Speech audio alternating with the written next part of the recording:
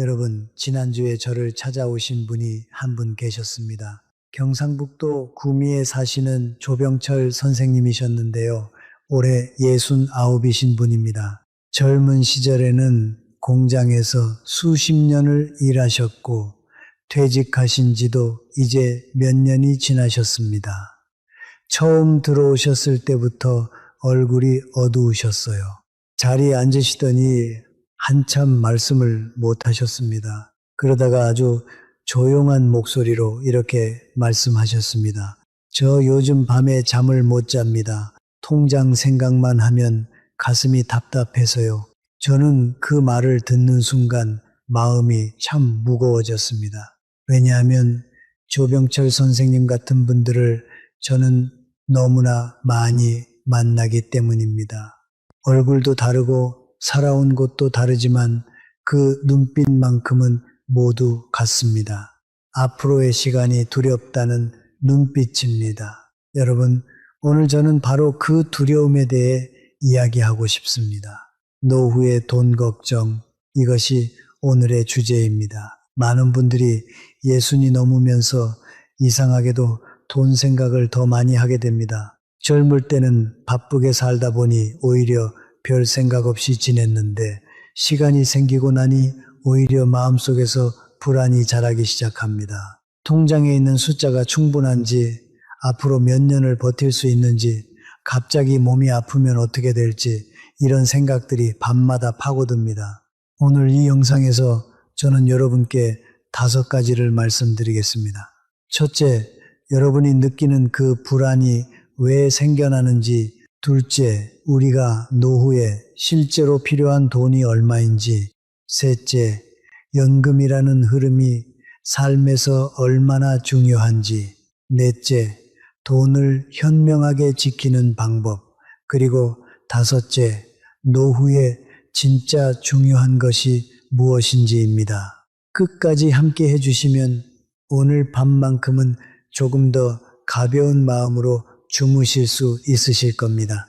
여러분, 요즘 텔레비전을 켜면 어떤 말이 가장 많이 들립니까?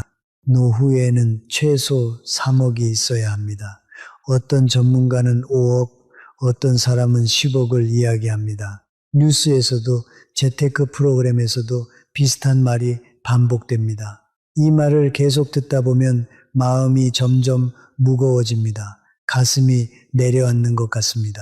그리고 이런 생각이 듭니다. 내가 너무 안일하게 살아온 건 아닐까? 준비가 부족한 건 아닐까? 서울대학교 병원 노년내과에서 60세 이상 어르신 843명을 대상으로 설문조사를 한 적이 있습니다. 가장 큰 걱정이 무엇이냐는 질문에 응답자의 71.3%가 노후 자금 부족을 첫 번째로 꼽았습니다.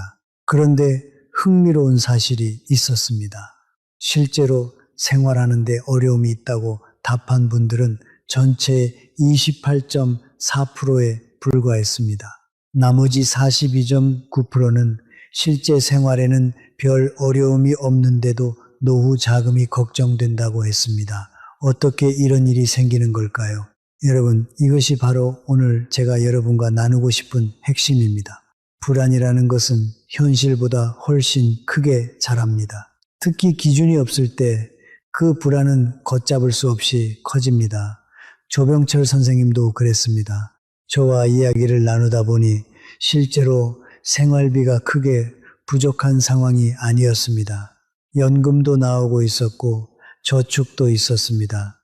하지만 텔레비전에서 들려오는 큰 숫자들이 마음을 계속 흔들어 놓았던 겁니다. 제가 살아오면서 느낀 것이 있습니다. 사람이 무언가를 두려워할 때 그 두려움은 크게 2가지에서 옵니다. 하나는 실제로 위험한 상황에 있을 때이고 또 하나는 얼마나 위험한지 모를 때입니다. 두 번째 경우가 훨씬 많습니다. 기준이 없으면 마음이 흔들립니다. 옆집 사람이 5억이 있다고 하면 내 3억이 갑자기 부족해 보입니다. 친구가 10억은 있어야 한다고 하면 그 기준이 또 올라갑니다. 이렇게 남의 기준을 자신에게 적용하기 시작하면 어디서도 만족을 찾을 수 없게 됩니다.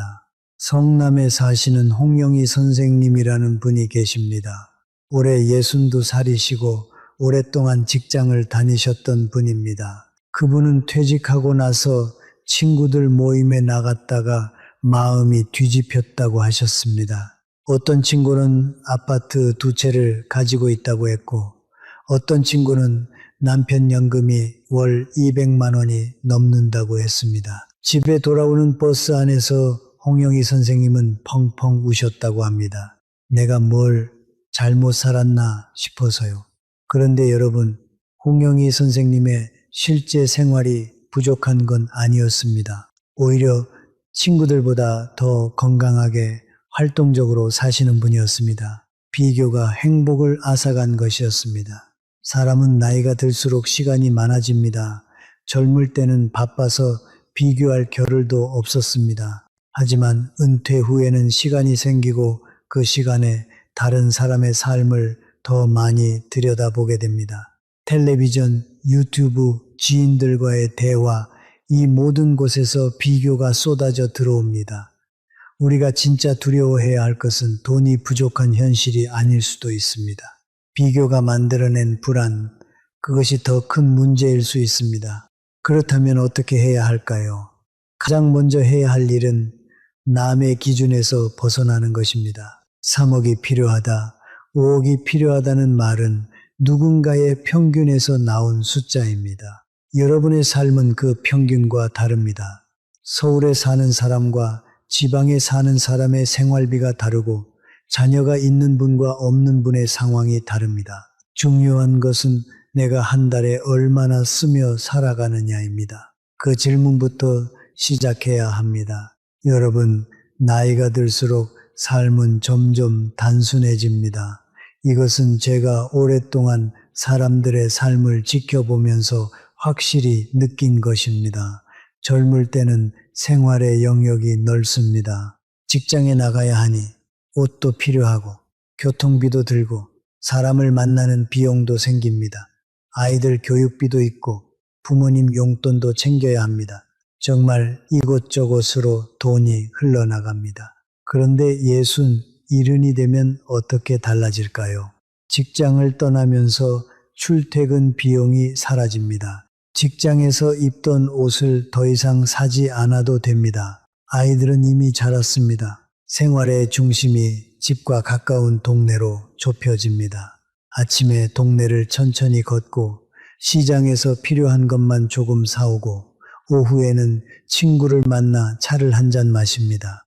이런 하루에는 거창한 소비가 필요하지 않습니다. 연세대 세브란스 병원 가정의학과 연구팀이 2022년에 발표한 자료를 보면 60세 이후 소비 지출은 50대 중반에 비해 평균 37.6% 감소한다는 결과가 나와 있습니다.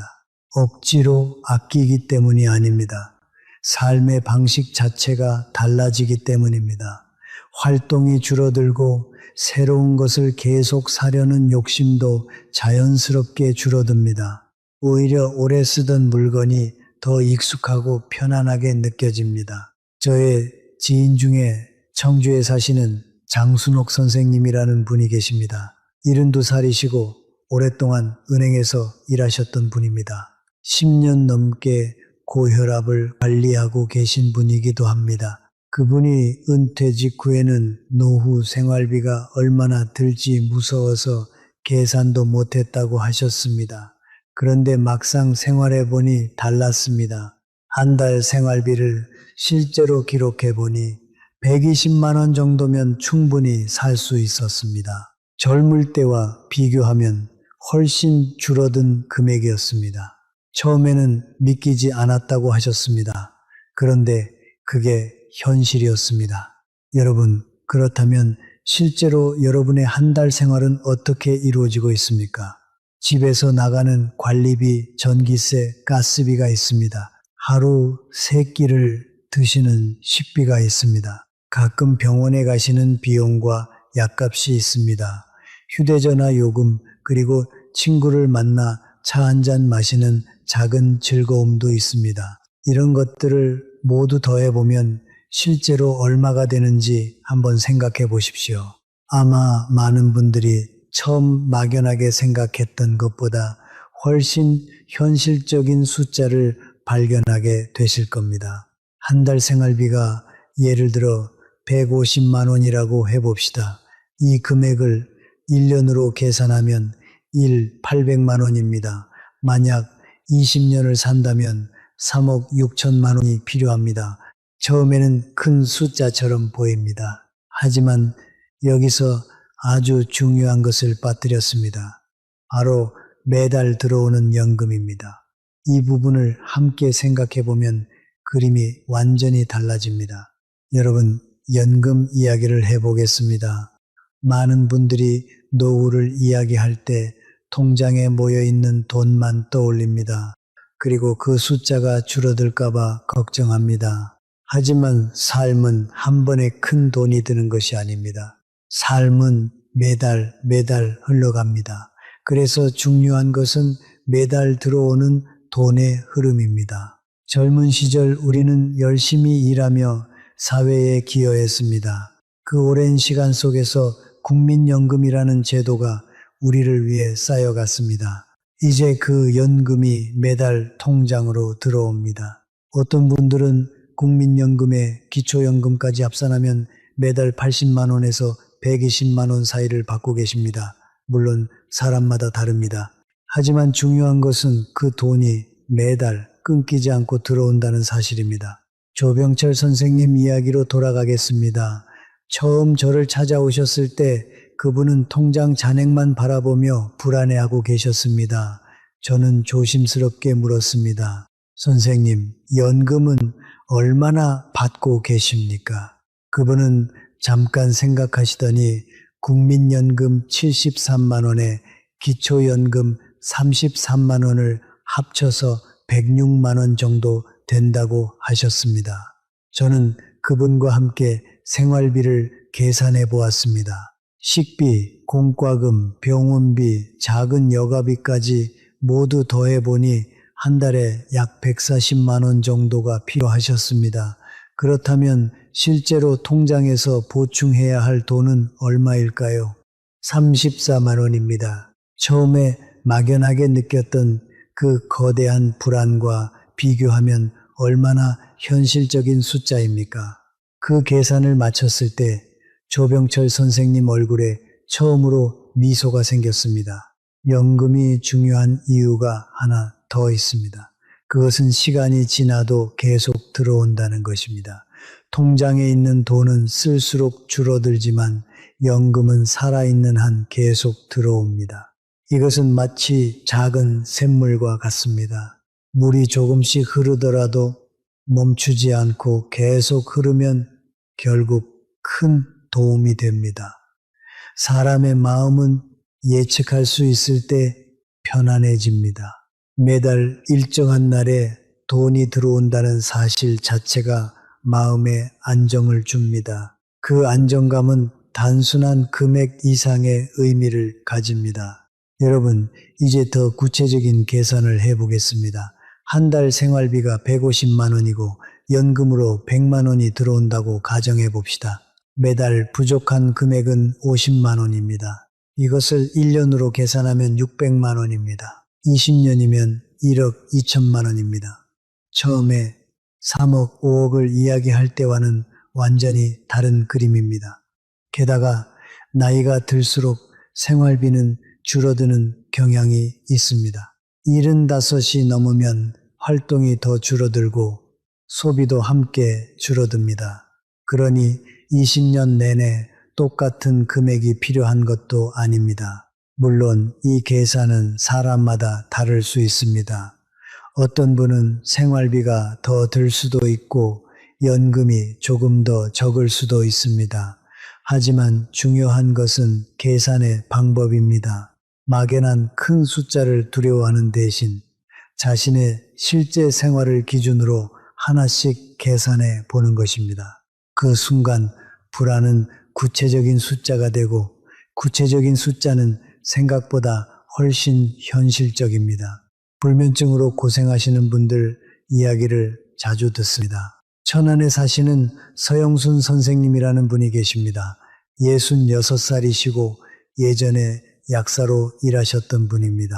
오랫동안 잠을 제대로 못 주무셨다고 하셨습니다. 밤에 눈을 감으면 통장 생각이 먼저 난다고요. 그분도 마찬가지였습니다. 실제로 계산을 해보니 현실은 그렇게 나쁘지 않았습니다. 하지만 그분은 한 가지를 바꾸셨습니다. 스마트폰에서 은행 앱 알림을 꺼버리셨습니다. 매일 밤 통장을 확인하던 습관을 멈추셨습니다. 그리고 한 달에 한 번만 확인하기로 하셨습니다. 그것만으로도 수면의 질이 크게 나아지셨다고 합니다. 불안은 대부분 반복된 확인에서 더 커집니다. 숫자는 확인할수록 더 무서워 보입니다. 자, 이제 돈을 관리하는 방법에 대해서도 이야기해 드리겠습니다. 많은 분들이 돈을 한 통장에 모아두십니다. 그리고 거기서 생활비도 쓰고 갑자기 필요한 것도 충당합니다. 이렇게 하면 돈이 줄어드는 것이 눈에 바로 보이기 때문에 더 불안해집니다. 저는 3가지 통장으로 나누어 관리하시길 권합니다. 첫 번째는 생활비 통장입니다. 매달 필요한 생활비만 이 통장에 넣어두고 여기서만 씁니다. 연금이 들어오면 일정 금액을 이 통장으로 옮기시면 됩니다. 두 번째는 비상금 통장입니다. 갑작스럽게 병원에 가야 한다거나 예상치 못한 비용이 생길 때를 대비한 돈입니다. 이 통장은 평소에 절대 건드리지 않습니다.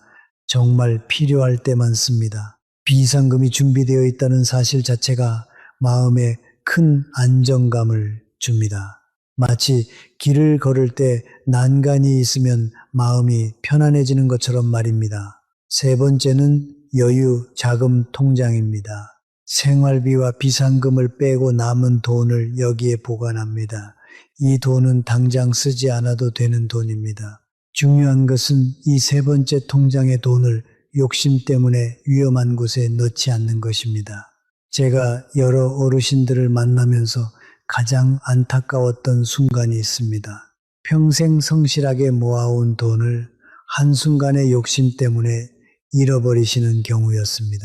수십 년 동안 힘들게 일하며 모은 돈인데 조금 더 불리고 싶은 마음에 잘 알지 못하는 곳에 넣었다가 전부 잃어버리는 일이 실제로 일어납니다. 포항에 사시는 권영석 선생님이라는 분이 계십니다. 64살이시고 오랫동안 자영업을 하셨던 분입니다. 그분이 얼마 전 저와 이야기를 나누면서 속상한 일을 털어놓으셨습니다. 지인이 찾아와 좋은 투자처가 있다고 했답니다. 처음에는 망설였지만 주변에서 비슷한 이야기를 계속 들으면서 결국 마음이 흔들렸습니다. 평생 모은 돈의 절반을 그곳에 넣었는데 결과는 돌려받지 못하는 것으로 끝이 났습니다. 그분은 이렇게 말씀하셨습니다. 젊은 시절 그 힘든 시간을 다 버텨냈는데 이 나이에 이런 일을 당하니 너무 허무합니다. 여러분, 노후의 돈은 모험이 아니라 안정을 위한 돈입니다. 빠르게 늘리는 것이 목적이 아니라 조용히 지키는 것이 목적입니다. 나이가 들수록 우리는 더 많이 얻으려는 욕심보다 지금 가진 것을 잘 지키는 지혜가 필요합니다. 인생의 후반부에서 가장 큰 재산은 불어나는 통장이 아니라 흔들리지 않는 마음입니다. 통장을 3개로 나누어 구조를 정리하면 마음도 함께 정리됩니다. 어디에 얼마가 있고 무엇을 위해 준비되어 있는지 알게 되면 불안이 줄어듭니다. 돈이 더 이상 두려움의 대상이 아니라 삶을 지켜주는 동반자가 됩니다. 여러분, 돈을 지키는 또 한 가지 방법이 있습니다. 생활비의 기준을 미리 정해두는 것입니다. 한 달에 얼마까지 쓰겠다는 범위를 정해놓으면 매번 돈을 쓸 때마다 불안해하지 않아도 됩니다. 기준이 있으면 마음이 안정됩니다. 기준이 없으면 작은 지출에도 죄책감이 생기고 커피 한 잔에도 망설이게 됩니다. 그런 삶은 너무 팍팍합니다. 생활비 기준을 정하고 그 범위 안에서는 편안하게 사용하시기 바랍니다. 그것이 훨씬 건강한 방식입니다. 수원에 사시는 윤재호 선생님이라는 분이 있습니다. 77살이시고 오랫동안 교육 관련 일을 하셨던 분입니다. 그분은 퇴직하고 나서 처음 몇 년간은 돈을 쓸 때마다 마음이 무거웠다고 하셨습니다. 친구를 만나 밥 한 끼를 먹어도 이게 낭비인지 아닌지 계속 고민했다고요. 그러다가 어느 날 결심을 하셨습니다. 한 달에 쓸 생활비 한도를 정하고 그 범위 안에서는 절대 죄책감을 갖지 않겠다고요. 그 결심 하나가 삶의 질을 완전히 바꿨다고 하셨습니다. 밥 먹는 것이 즐거워졌고 친구를 만나는 것이 편안해졌습니다. 돈 생각 없이 대화를 나눌 수 있게 되었습니다. 여러분, 인생의 후반부에서 가장 중요한 것은 속도가 아니라 방향입니다. 더 빠르게 달릴 필요는 없습니다. 자신의 속도에 맞게 자신의 삶에 맞는 기준을 세우고 그 방향으로 천천히 걸어가는 것이 중요합니다. 그 과정에서 우리는 자신에게 맞는 삶의 방식을 발견하게 됩니다. 여러분, 이제 노후 삶에서 진짜 중요한 것이 무엇인지 이야기해 보겠습니다. 제가 오랫동안 많은 분들의 삶을 지켜보면서 인생의 후반부에서 정말 중요한 것은 크게 세 가지라는 것을 깨달았습니다. 첫 번째는 건강입니다. 두 번째는 마음의 독립입니다. 그리고 세 번째는 따뜻한 관계입니다. 이 세 가지가 잘 지켜질 때 사람은 비교적 안정된 삶을 살아갈 수 있습니다. 돈은 이 세 가지를 돕는 도구입니다. 중심이 되어서는 안 됩니다. 먼저 건강에 대해 이야기해 보겠습니다. 나이가 들수록 몸은 예전 같지 않습니다. 젊을 때는 하루쯤 무리해도 다음 날이면 회복이 됐지만 지금은 그렇지 않습니다. 그래서 건강을 지키는 일이 점점 더 중요해집니다. 제가 만나는 많은 어르신들 중에 돈을 아끼기 위해 병원 가는 것을 미루시는 분들이 있습니다. 약값이 아까워서 처방받은 약을 반알씩 드시는 분들도 있습니다. 그런 모습을 볼 때마다 마음이 참 안타깝습니다. 고려대학교 병원 내과에서 65세 이상 어르신 612명을 7년간 추적 조사한 결과가 있습니다. 정기적으로 건강검진을 받고 필요한 치료를 제때 받은 그룹은 그렇지 않은 그룹에 비해 중증질환 발생률이 43.7% 낮았습니다. 작은 불편함을 제때 살피는 것이 훨씬 큰 문제를 막는 길이 됩니다. 생활비는 조금 아낄 수 있지만 건강만큼은 아끼지 마십시오. 몸이 건강해야 마음도 건강하고 마음이 건강해야 삶이 즐거워집니다. 창원에 사시는 황정임 선생님이라는 분이 계십니다. 73살이시고 오랫동안 주부로 가정을 지키셨던 분입니다. 그분은 몇 해 전부터 시력이 많이 떨어지셨는데 안과 진료를 계속 미루셨다고 합니다. 돈이 아까웠다고요. 그런데 결국 작은 문제가 더 큰 문제로 이어졌습니다. 조금 더 일찍 치료를 받으셨더라면 훨씬 적은 비용으로 해결이 됐을 일이었습니다. 황정임 선생님은 그 경험 이후로 이렇게 말씀하셨습니다. 몸이 보내는 신호는 무시하면 안 된다는 것을 그제야 알았습니다. 여러분, 몸이 보내는 작은 신호를 무시하지 마십시오. 몸은 우리에게 이야기하고 있습니다. 두 번째, 마음의 독립에 대해 이야기해 보겠습니다.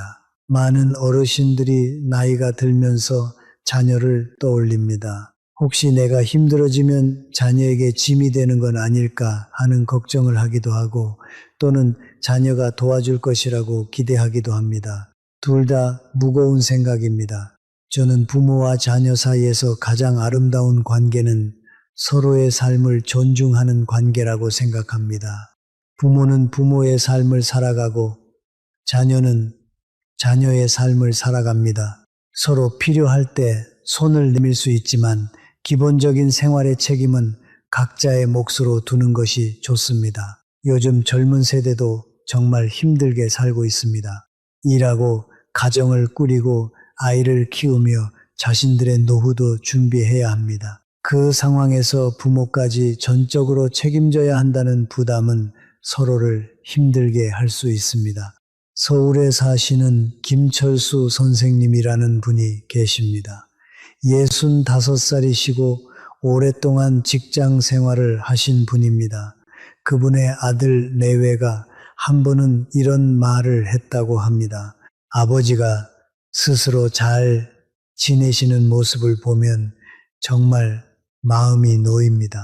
부모님이 건강하게 자립하고 계신다는 것이 자녀들에게 얼마나 큰 안심이 되는지 모른다고요. 독립적으로 살아가는 모습 자체가 자녀에게 주는 가장 큰 선물이 될 수 있습니다.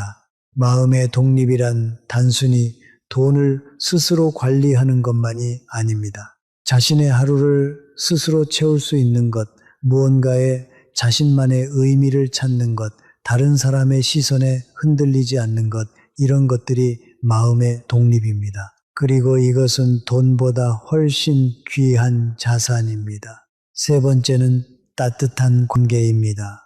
나이가 들수록 사람은 관계 속에서 큰 위로를 얻습니다. 오래된 친구와 나누는 이야기, 이웃과의 작은 인사, 가족과 함께하는 저녁 식사, 이런 것들이 삶을 따뜻하게 합니다. 아무리 통장에 돈이 많아도 곁에 사람이 없으면 외롭습니다.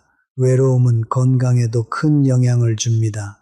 삼성서울병원 정신건강의학과 연구팀이 70세 이상 어르신 921명을 5년간 관찰한 결과 사회적 관계가 풍부한 그룹은 그렇지 않은 그룹에 비해 인지기능 저하 속도가 31.4% 느렸습니다. 사람과의 대화, 웃음, 함께하는 시간이 뇌를 건강하게 지켜줍니다.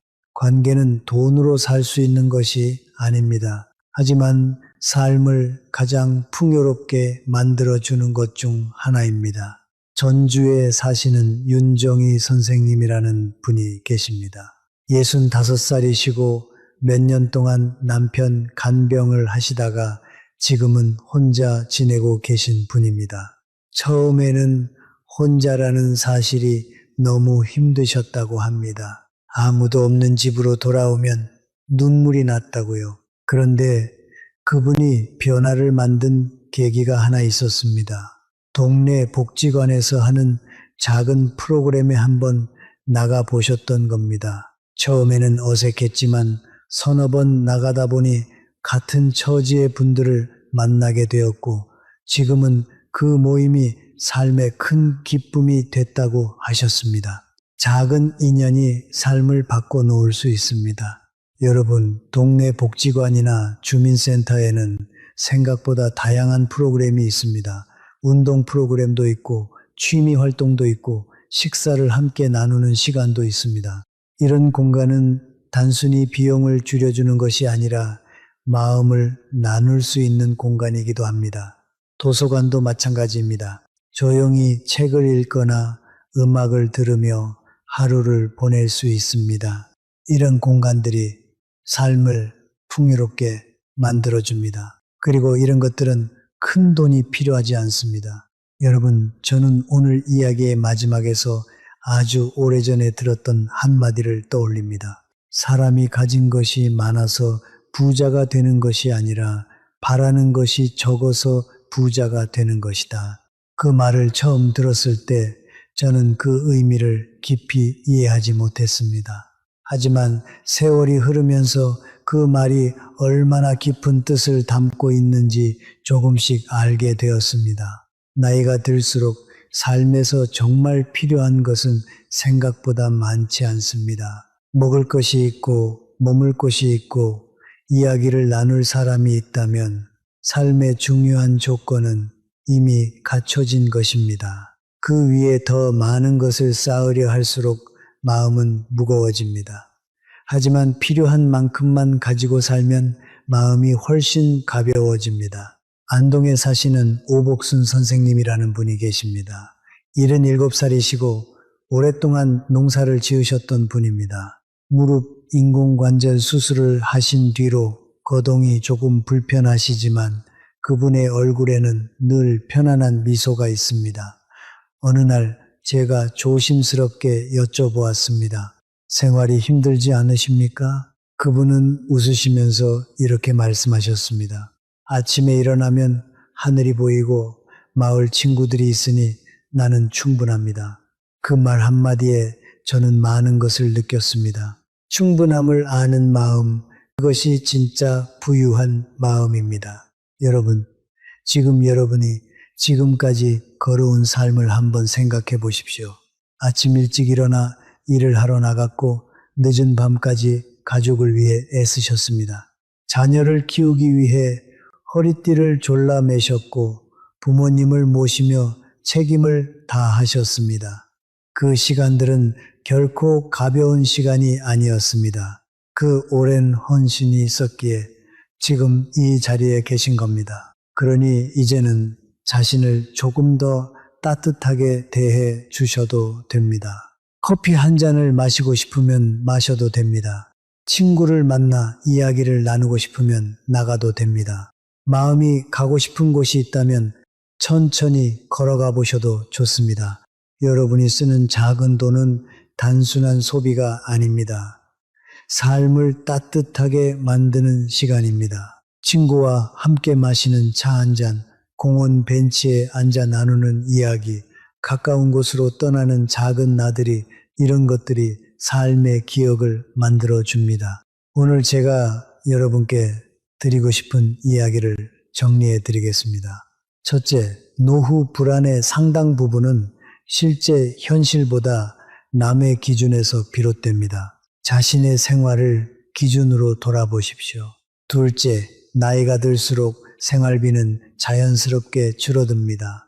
두려운 만큼 많은 돈이 필요하지 않습니다. 셋째, 통장에 모인 돈뿐 아니라 매달 들어오는 연금의 흐름까지 함께 계산하면 현실이 훨씬 안정적으로 보입니다. 넷째, 돈은 생활비 통장, 비상금 통장, 여유자금 통장으로 나누어 관리하고 노후의 돈은 지키는 것이 목적입니다. 늘리려는 욕심이 오히려 위험이 됩니다. 다섯째, 노후에 진짜 중요한 것은 건강, 마음의 독립, 따뜻한 관계입니다. 돈은 이것을 돕는 도구입니다. 여러분, 인생은 길게 보면 결국 마음의 이야기입니다. 무엇을 얼마나 가졌는가 보다 어떤 마음으로 하루를 살아가느냐가 더 중요합니다. 마음이 평온할 때 우리는 작은 것에서도 기쁨을 느낍니다. 햇살이 따뜻한 날 산책하는 것, 오래된 친구와 웃으며 이야기 나누는 것, 조용한 오후에 좋아하는 음악을 듣는 것, 이런 것들이 삶을 풍요롭게 만들어줍니다. 그리고 이런 것들은 통장 숫자와 관계없이 누릴 수 있는 것들입니다. 오늘 아침에 눈을 뜰 때 통장 걱정이 먼저 떠오르지 않게 되는 그날을 향해 천천히 가시기 바랍니다. 대신 오늘 하루를 어떻게 보내면 좋을지 생각하게 되는 그런 아침을 맞이하시기 바랍니다. 그것이 인생의 후반부에서 우리가 얻을 수 있는 가장 큰 여유입니다. 여러분은 이미 충분히 잘 살아오셨습니다. 앞으로의 시간은 조금 더 가볍게 걸어가셔도 됩니다. 서두르지 않아도 되고 남과 비교하지 않아도 됩니다. 자신의 속도에 맞추어 하루하루를 살아가시면 됩니다. 그렇게 천천히 걸어가다 보면 인생의 남은 길도 생각보다 훨씬 따뜻한 길이 될 것입니다. 우리 다음에 또 만나요. 여러분, 오늘 이야기를 마무리하기 전에 한 가지를 더 나누고 싶습니다. 제가 살아오면서 가장 자주 들었던 질문 중 하나가 있습니다. 나이가 들어서도 삶의 활력을 유지하려면 어떻게 해야 하느냐는 질문입니다. 통장 걱정을 잠깐 내려놓고 이 이야기를 들어보십시오. 인생의 후반부에서 삶을 생기 있게 만드는 것은 대단한 무언가가 아닙니다. 작고 규칙적인 것들입니다. 아침에 일어나 같은 시간에 집 주변을 걷는 것, 시장에 들러 오늘 먹을 것을 직접 골라보는 것, 오후에 햇빛이 잘 드는 자리에 앉아 차 한 잔을 마시는 것, 이런 일상이 삶을 지탱해 줍니다. 대전에 사시는 정현숙 선생님이라는 분이 계십니다. 74살이시고 퇴직 공무원이셨던 분입니다. 혼자 생활하고 계시지만 그분의 하루는 참 알차게 채워져 있습니다. 아침 6시에 일어나 동네 공원을 한 바퀴 걷고 시장에서 필요한 것을 사오고 점심은 집에서 간단히 차려 드십니다. 오후에는 동네 복지관에서 하는 한글 서예 교실에 나가십니다. 저녁에는 손자들과 영상통화를 하십니다. 그분은 이렇게 말씀하셨습니다. 하루가 어떻게 지나가는지 모를 만큼 바쁩니다. 바쁘게 사는 것이 좋아요. 바쁘면 쓸데없는 걱정을 할 틈이 없거든요. 여러분, 바로 이 말이 핵심입니다. 마음이 비어 있을 때 걱정이 들어옵니다. 하루에 작은 일상들이 채워져 있으면 불안이 자랄 자리가 좁아집니다. 활동이 많아야 거창한 것일 필요는 없습니다. 매일 조금씩 규칙적으로 움직이는 것이 중요합니다.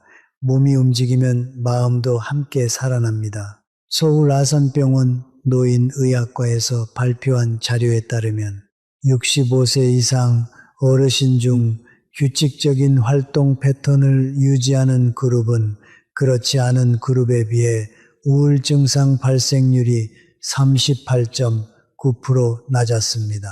규칙적인 생활 자체가 정신 건강을 지켜줍니다. 특별한 치료나 비용 없이도 일상의 리듬이 마음을 안정시켜줍니다. 또 하나 중요한 것이 있습니다. 작은 배움을 이어가는 것입니다. 나이가 들어도 새로운 것을 배우는 즐거움은 사라지지 않습니다. 오히려 더 풍요로워집니다. 예전에는 일 때문에 하고 싶었지만 못했던 것들을 이제는 할 수 있습니다. 그림을 배우고 싶었다면 지금 시작하셔도 됩니다. 악기를 다루고 싶었다면 지금이 그때입니다. 텃밭을 가꿔 보고 싶다면 작은 화분 하나에서 시작하셔도 좋습니다. 광주에 사시는 박정숙 선생님이라는 분이 계십니다. 71살이시고 오랫동안 주부로 가정을 지키셨던 분입니다.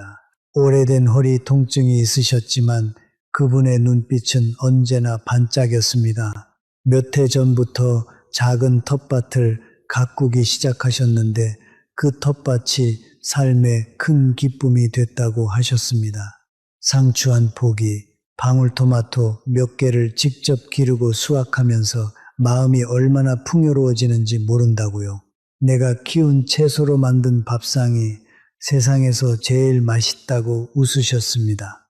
여러분, 삶의 기쁨은 돈의 크기에서 오지 않습니다. 자신이 무언가를 이루었다는 작은 성취감, 계절의 변화를 직접 느끼는 감각, 손으로 만들어낸 것을 보는 즐거움 같은 것들에서 옵니다. 이것들은 모두 가까운 곳에 있고 특별한 비용 없이 누릴 수 있습니다. 인생은 길게 보면 흐름입니다. 봄이 오면 여름이 오고 여름이 지나면 가을이 옵니다. 우리 삶도 그렇습니다. 바쁘게 달리던 시간이 지나고 이제는 조금 느려도 되는 시간이 왔습니다. 그 느림 속에서 우리는 예전에 보지 못했던 것들을 보게 됩니다. 아침 이슬, 노을의 색깔, 바람의 냄새 같은 것들입니다. 젊을 때는 너무 바빠서 지나쳤던 것들이 이제는 눈에 들어옵니다. 울산에 사시는 임경자 선생님이라는 분이 계십니다. 68살이시고 오랫동안 식당을 운영하셨던 분입니다. 오래된 위장질환으로 고생하셨지만 지금은 많이 좋아지셨습니다. 그분이 어느 날 이런 말씀을 하셨습니다. 젊을 때는 돈 벌기 바빠서 노을 한번 제대로 본 적이 없었어요. 그런데 지금은 매일 저녁 노을을 봅니다. 세상에 이런 아름다운 것이 공짜로 있었다는 게 신기해요. 그 말을 들으면서 저는 가슴이 따뜻해졌습니다. 여러분, 노후의 삶을 풍요롭게 만드는 것은 통장 잔액이 아닙니다. 지금 이 순간을 살아가는 마음의 방향입니다. 무엇을 보느냐, 무엇에 귀를 기울이느냐, 무엇에 감사하느냐, 이 방향이 삶의 질을 결정합니다. 같은 하루를 살아도 어떤 마음으로 사느냐에 따라 그 하루의 무게가 완전히 달라집니다. 저는 오늘 여러분께 아주 단순하지만 중요한 것 하나를 드리고 싶습니다. 오늘 밤 잠들기 전에 딱 3가지를 떠올려 보십시오. 오늘 내가 감사했던 일 하나, 오늘 내가 즐거웠던 순간 하나, 그리고 내일 내가 기대하는 것 하나. 이 3가지를 떠올리는 것만으로도 마음이 달라집니다. 통장 숫자 대신 그 3가지를 생각하며 잠드시기 바랍니다. 인천에 사시는 한영자 선생님이라는 분이 계십니다. 69살이시고 오랫동안 미용사로 일하셨던 분입니다. 손목 관절염이 있으셔서 은퇴하신 지 몇 년이 됐습니다. 그분이 이 방법을 시작하고 나서 이렇게 말씀하셨습니다. 처음에는 쓸 것이 없을 것 같았는데 막상 생각해 보니 매일 감사한 것과 즐거운 것이 있더라고요. 점심에 옆집 어르신과 나눈 짧은 웃음, 오후에 잠깐 든 햇살, 저녁에 먹은 김치찌개 맛, 이런 것들이 다 삶이었습니다. 그런 걸 알고 나니 통장 걱정이 전처럼 크게 느껴지지 않았습니다. 여러분, 삶은 작은 것들로 이루어져 있습니다.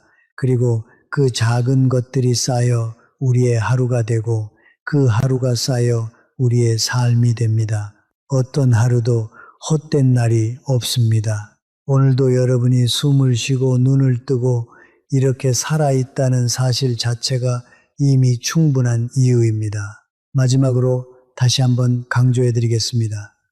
노후의 불안은 현실보다 마음속에서 더 크게 자랍니다. 실제 생활을 기준으로 계산해 보면 상황은 생각보다 훨씬 안정적입니다. 연금의 흐름을 함께 계산하고 돈을 나누어 관리하고 몸을 아끼고 사람들과의 관계를 소중히 여기십시오. 그리고 무엇보다 지금 이 순간, 지금의 하루를 살아가시기 바랍니다. 앞에 있는 시간은 두려움의 대상이 아니라 아직 써지지 않은 이야기입니다. 그 이야기를 천천히 여러분만의 방식으로 써나가시기 바랍니다. 오늘도 건강하게 지내시기 바랍니다. 우리 다음에 또 만나요.